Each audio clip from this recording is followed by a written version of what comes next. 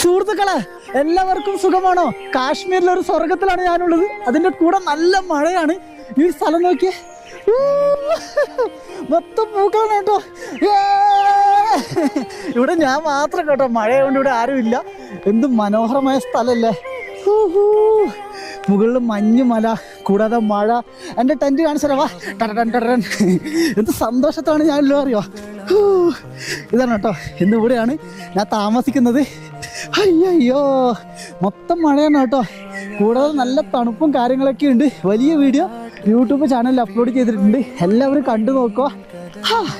രാത്രിയായി ഇവിടെ ആരും ഉണ്ടാവില്ല. താഴെ കുതിരയൊക്കെ കണ്ടോ, അങ്ങ് ദൂരെ സോനാമാർഗ് പട്ടണം കാണാൻ സാധിക്കും.